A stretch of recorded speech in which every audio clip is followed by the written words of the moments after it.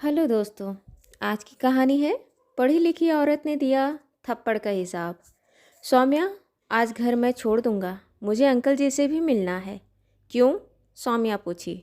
अब सब कुछ तुझे क्यों बताऊं? समीर ने आंख मारते हुए कहा। ये मेरा और अंकल का सीक्रेट है। ठीक है, तुम जानो, अब पापा जाने। सौम्या और समीर बचपन के दोस्त थे। बचपन से एक ही स्कूल में साथ पढ़े, घर आना जाना खेलना साथ करते थे। एक सार में कहें तो दोनों एक दूसरे के राजदार भी थे। दोनों का परिवार में भी अच्छी दोस्ती थी। दोनों का परिवार मेल जोल बिल्कुल रिश्तेदारों जैसा एहसास कराता था। साथ पढ़ाई पूरी करने के बाद दोनों की नौकरी भी एक ही कंपनी में थी। घर कंपनी से छूटने के बाद समीर कुछ दूर में बसे झुग्गी झोपड़ी में बच्चों को पढ़ाने जाता था। इसलिए सौम्या और समीर कंपनी जाते तो साथ थे, पर आते अलग थे। पर आज समीर सौम्या को लेकर घर आया तो सौम्या के पापा मनमोहन जी, जो घर के बाहर ही बैठे थे, थोड़े आश्चर्य हुए। समीर, आज अभी के समय इधर? समीर बोला, हाँ अंकल, आपसे मिलना था इसलिए आया हूँ। कहो, क्या बात है? आओ इधर बैठो। सौम्या घर के अंदर जाकर मनमोहन जी और समीर के लिए पानी लाई और फिर साथ ही बैठ गई। समीर बोला, मुझे अंकल से पर्सनल बातें करनी है, तुम जाओ। सौम्या ने बिदकते हुए कही, ऐसी कौन सी पर्सनल बात है जो तुम मेरे सामने नहीं कर सकते? नहीं कर सकता? हर चीज़ तुझे जानना जरूरी है क्या? सौम्या रूठते हुए चली गई। मनमोहन जी सौम्या को इस तरह नाराज होते जाते देखकर हंसते हुए कहे, बता, ऐसी क्या बात है जो तुम उसके सामने नहीं कर सका? समीर बिल्कुल चुप हो गया। समीर को चुप देखकर मनमोहन जी बोले, बोल बेटा, क्या बात है? वही समझ नहीं पा रहा हूँ, कैसे बोलूँ? मनमोहन जी बोले, मेरे से भी बोलने के लिए तुम्हें सोचना पड़ेगा क्या? नहीं अंकल, आपसे बात करने के लिए मुझे कभी संकोच नहीं हुआ, पर आज हो रहा है। आप बुरा तो नहीं मानेंगे ना? नहीं, बोल। मनमोहन जी मुस्कुराते हुए बोले। समीर बोला, अंकल, आज बचपन से सौम्या और मैं साथ रहे हैं, क्या हम आगे भी ऐसे ही साथ रह सकते हैं? मनमोहन जी बोले, मतलब सौम्या के साथ आधा जीवन निकला है। एक दूसरे के साथ सहज रहते हैं, एक दूसरे को समझते हैं, दोनों परिवार एक दूसरे को जानती है। क्या हम शादी कर आगे का आधा जीवन साथ रह सकते हैं? मैंने सौम्या को कुछ कहा नहीं, आपसे अनुमति मांग रहा हूँ। मैं पहले आपसे बात करना चाहता था, आपकी अनुमति मिलने के बाद ही सौम्या को कुछ कहूँगा। मैं नहीं चाहता कि वो असहज हो मेरे साथ किसी भी बात को लेकर। आप जैसा कहें। कह समीर चुप हो गया। मनमोहन जी गंभीर हो चुप रहे। समीर ने कहा, अंकल, मैंने आपका दिल दुखाया हो तो मुझे माफ़ कीजिए। आप अपना समय लीजिए, आपका जो भी जवाब होगा मुझे मंजूर होगा। मैं वादा करता हूँ कि इस सब के बारे में सौम्या को कभी कुछ पता नहीं चलेगा। जैसे हम साथ आज तक रहे, वैसे ही आगे भी रहेंगे, अपने दायरे में। कह समीर उठ जाने के लिए मुड़ा। समीर रुको। मनमोहन जी उसे रोके। बेटा, आज मैं पहली लड़की का पिता होऊंगा जिसे कोई लड़का उसकी बेटी का प्रेम के लिए अनुमति मांग रहा है। मैं तुम्हें शुरू से देखा है और बहुत पसंद करता हूँ, लेकिन कभी इस नज़रिए से कभी नहीं देखा। मैं अगर दिए की बाती लेकर भी ढूंढूं तो तुमसे अच्छा लड़का ढूंढ नहीं पाऊंगा। पर सौम्या मांगलिक है, उसके लिए लड़का भी मांगलिक ही चाहिए। मैं अपनी बेटी को किसी दर्द में नहीं देखना चाहता। उसका जीवन खुशियों से सराबोर रहे, बस यही कामना है। पर अंकल, जो बातें भविष्य में है और जिसका बातें कोई दूसरा बताए जो हम नहीं जानते, उस पर यकीन करने का क्या मतलब? बेटा, अभी जवान हो, तुम्हारी पीढ़ी कहाँ मानती है इस सब बातों को। लेकिन एक पिता की नज़रों से देखो, कितनी टेंशन, डर है बेटे के भविष्य के लिए।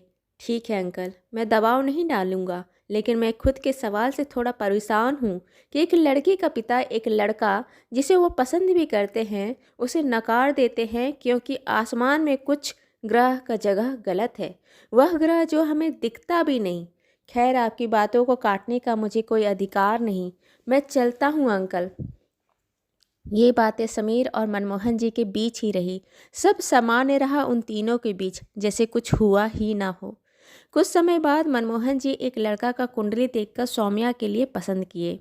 लड़का दिनेश, जो किसी भी मामले में सौम्या के काबिल नहीं था, लेकिन ग्रह के मेल सौम्या के ग्रह से हो गया था।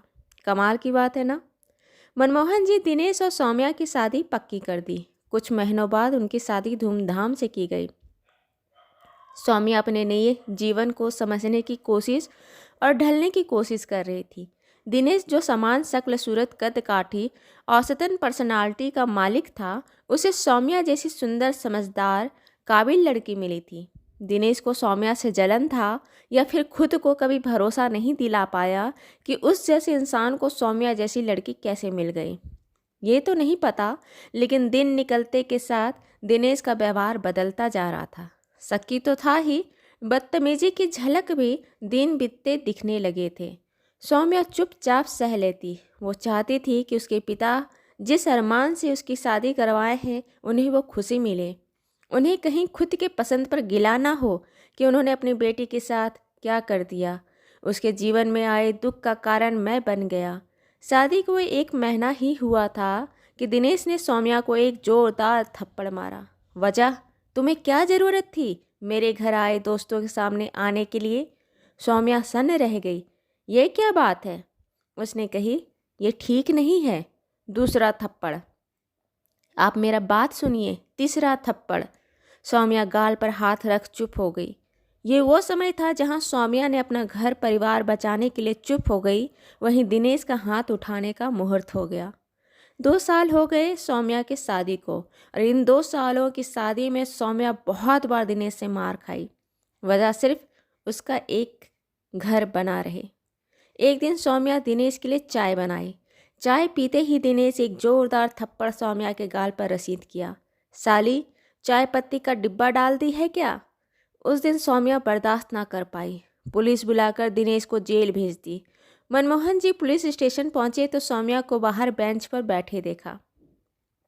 सौम्या को देखते हुए बोले, दामाद जी का फ़ोन आया था। क्या तरीका है सौम्या, छोटी बातों को इस तरह बीच बाजार लाते हैं क्या?